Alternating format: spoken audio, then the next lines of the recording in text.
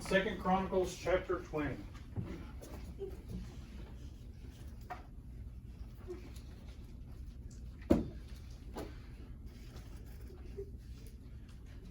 All right. No one else. Just us.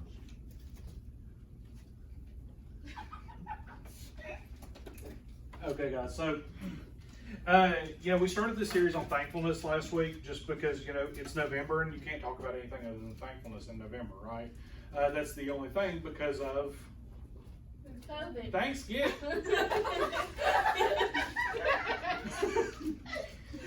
So, yes, because of Thanksgiving, the only thing people talk about in November is thankfulness. No, this is not. All right.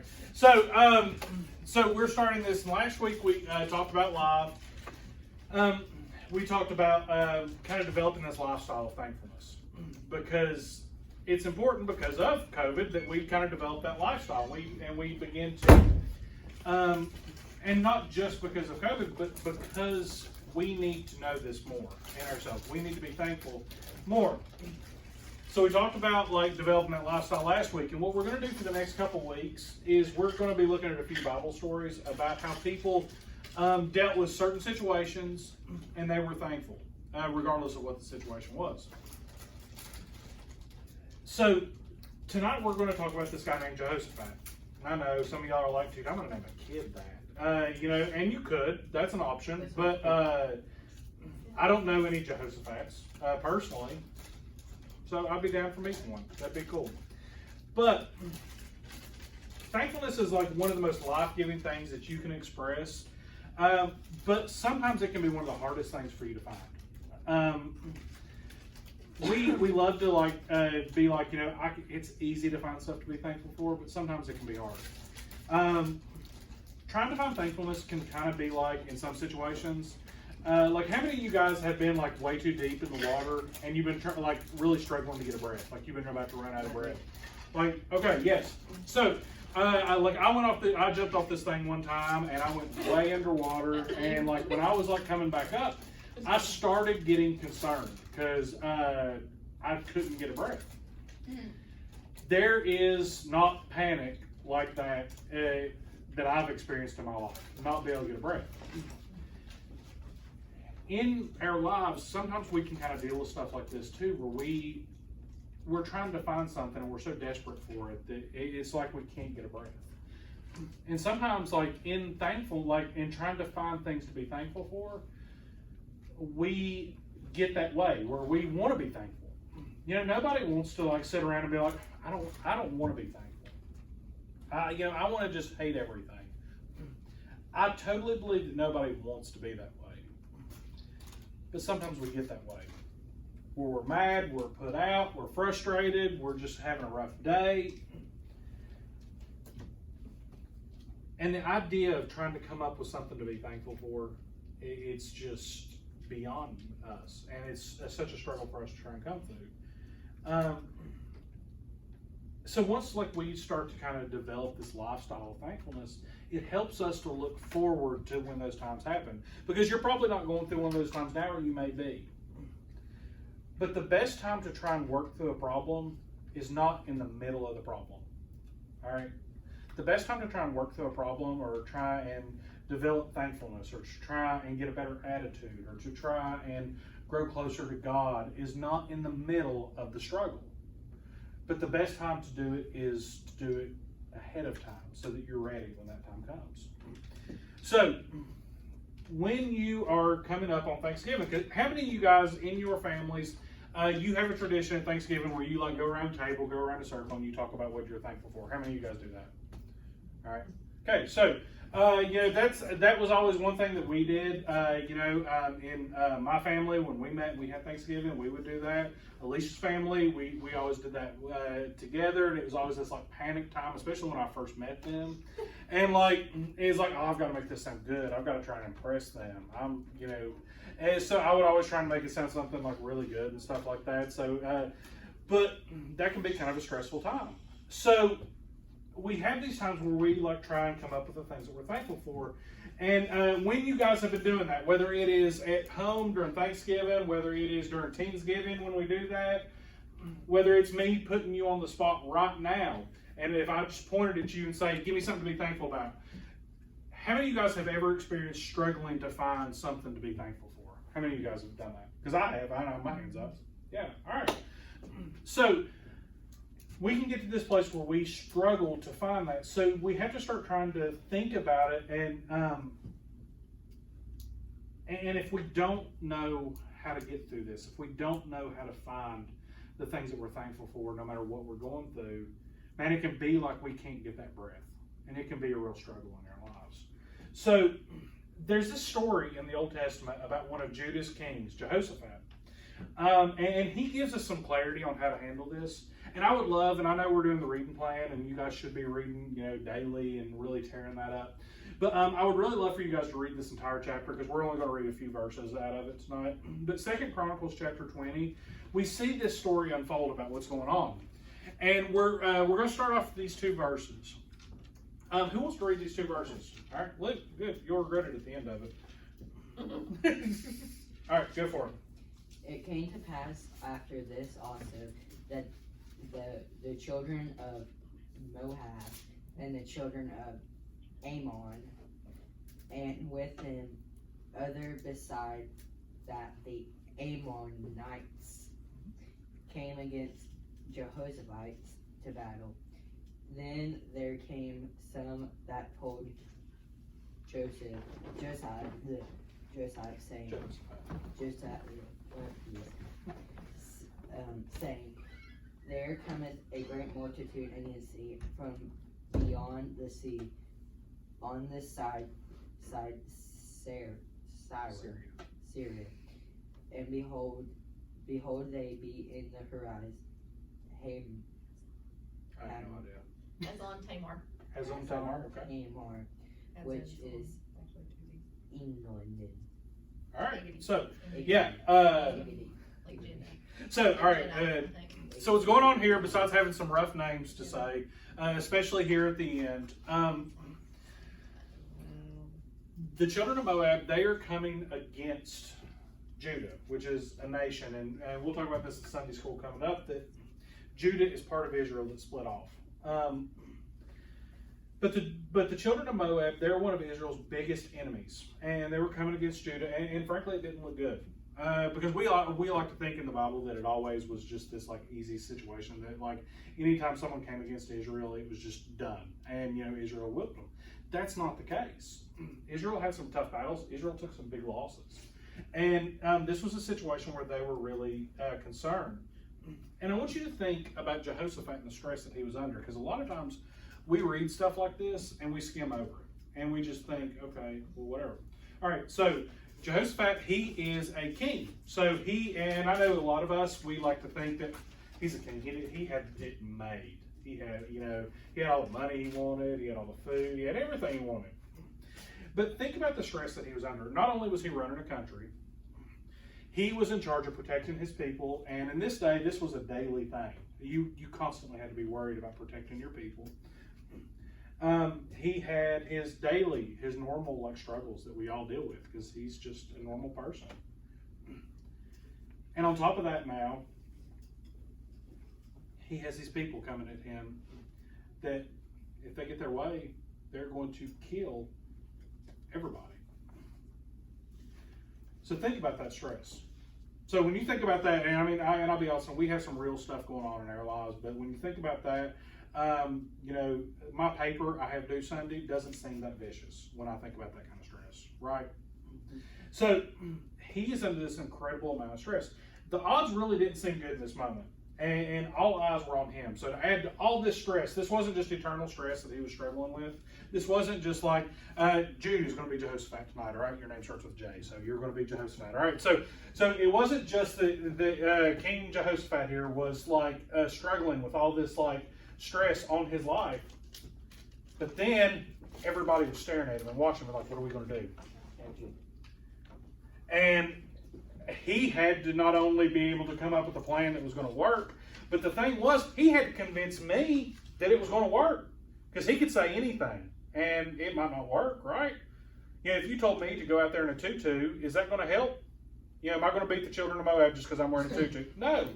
But Now, if he told me, all right, here's the military plan that we're going to do, and it sounded like plausible and it had nothing to do with me in a tutu, you know what? I might actually get behind this and be even more encouraged. So he not only had to get people behind him, but he had to make them believe in him. So he had all this on him. And you guys have to realize that you guys have a lot on you too. You know, you have all kinds of different stuff on you. You have a lot of pressures. You have a lot of different things. With everything that's going on with the world and the way schools are changing, it seems like daily, and just the stresses that you have. And that's not even just paying attention to the fact that, you know what, guys, you're in middle school and high school. Like, there's a lot of stress that just comes along with that in general. So you guys have a lot of stuff on you, and you guys have a lot of eyes on you too. Sometimes even unfairly. You have people that are putting like expectations on you that maybe you shouldn't even have. So you understand what this situation is. And there's times when I'm sure you guys get to the same place where you're just like, I'm just a normal person. So how do you find thankfulness in a situation where you have all this on you, and you have eyes on you, and you have people dependent on you, and you have stresses, and you are just struggling, and maybe you're like me and you're just hanging on by a thread? How do you find thankfulness in these situations?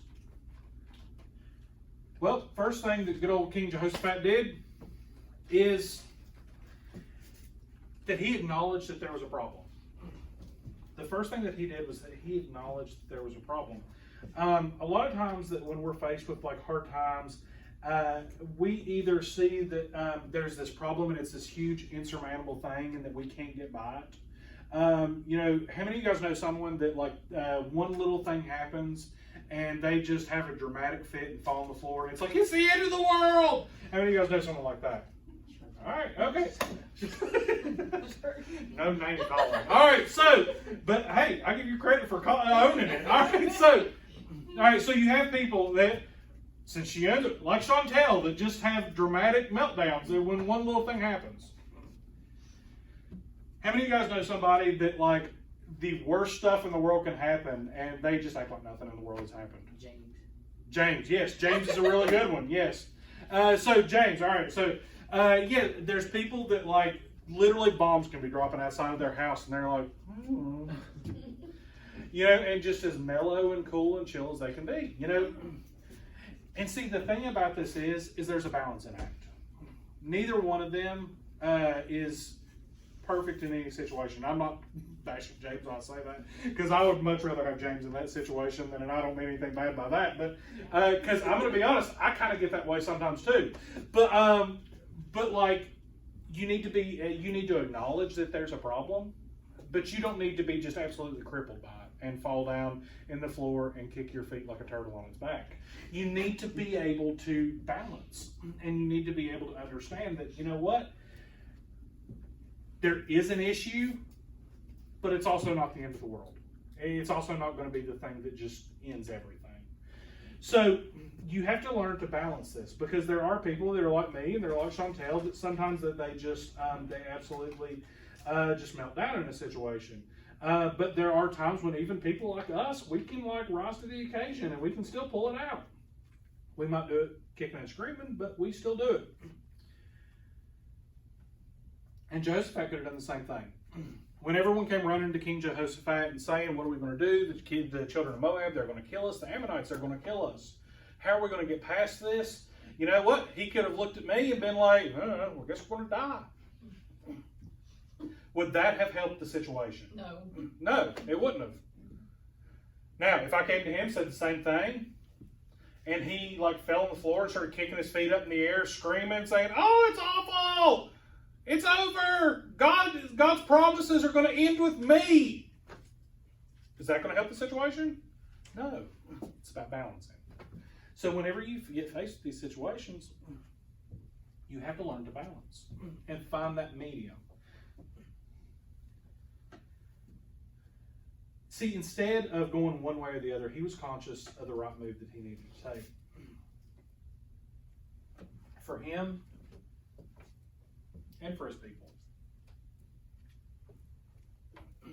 Because the way that you react and the way that you handle a situation, does it only affect you? No. In fact, in a lot of ways, there's many times that it actually affects the people around you just as much or more than it affects you. Because every person in this room, you have people that love you. And you have people that care about you. And you might be like, no, I don't. Yes, you do. I do. I love every one of you to death. So, yes, you do. All right, so you have people that love you, and you have people that care for you, and they do not want to see you struggle. They do not want to see you hurt. So your actions, your reactions, they matter to the people around you. So he was conscious of the right move that he needed to take, and that move was he took the problem to God. And a lot of times, I think that people think we're just using this as a scapegoat answer, right? You come to me with this earth-shattering problem, and I'm like, oh, you need to take it to God. And they're like, okay, well, that didn't help. I knew that already. But the thing is we don't know this. We can say it, and we know, and we think we know it, and we think that we have it down, but we actually don't. In this situation, he said in verse 3, he said, and Jehoshaphat feared and set himself to seek the Lord. And set himself to seek the Lord. And proclaimed a fast throughout all Judah. You see, he didn't let fear run the situation. He didn't let fear run his life or run his kingdom. But he went to the only one that could control it, and that was God.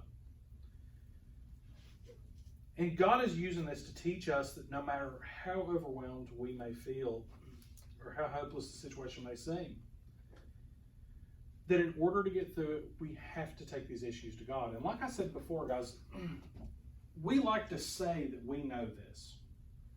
And I'll be the first person in here to tell you, I like to pretend, or not pretend, but I like to say, yes, I know that this is the answer.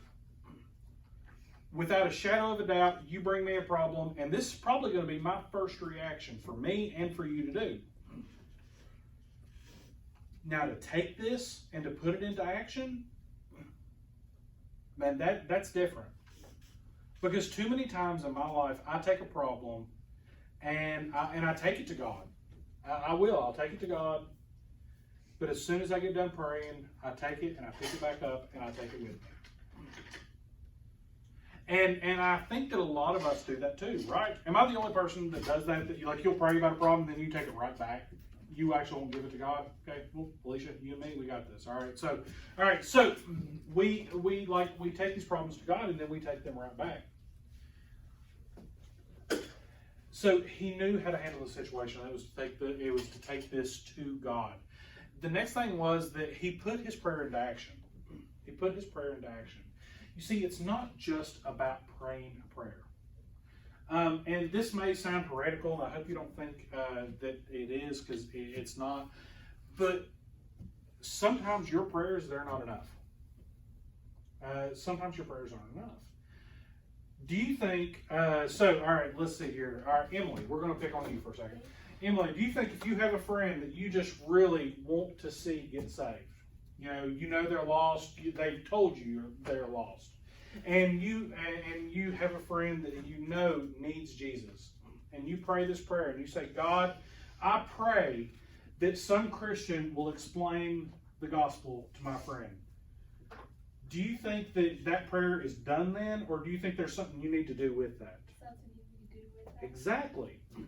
You can pray that all day long and not put it into action, and then there's a problem. There was this movie a while back, and this guy told the story, and he was talking about how two farmers prayed for their harvest. And one farmer prayed for the harvest and went back inside and sat on the couch. One farmer went out and prepared the field for the rain to come. Which farmer actually had faith? The one that went and prepared the field.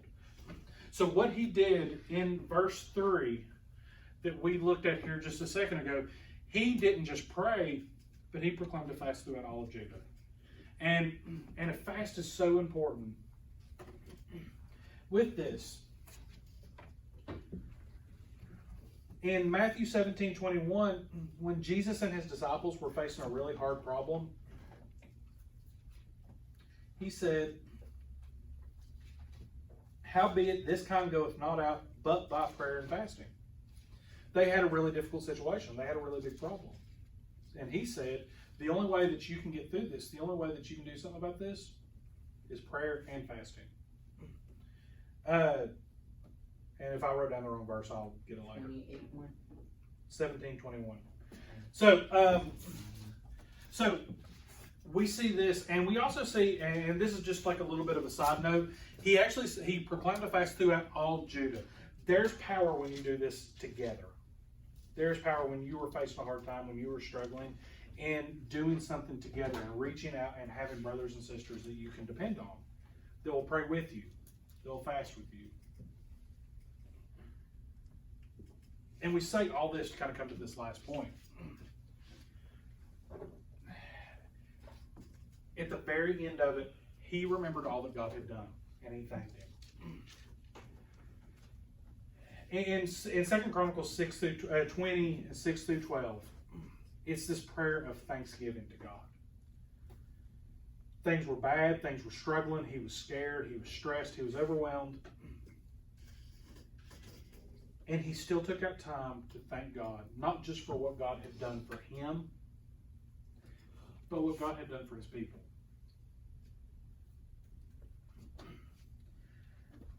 And when you're trying to develop this lifestyle out, you're trying to grow more, to be thankful, and to have that kind of way about your life more. And maybe you're struggling to come up with things to be thankful for. Man, it's okay to thank God for something he's done for somebody else. It's okay to thank God and say, God, I'm so thankful that you saved Graceland. I can pray that. There's nothing wrong with that.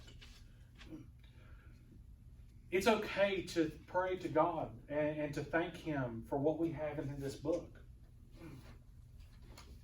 And as you begin to pray and you begin to thank him for different things, you're going to start to see him move and him work more. You're going to start to see him in your lives more.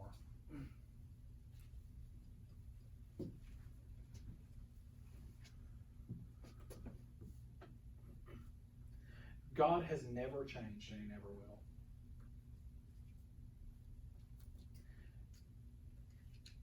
He's completely worthy of us being thankful to him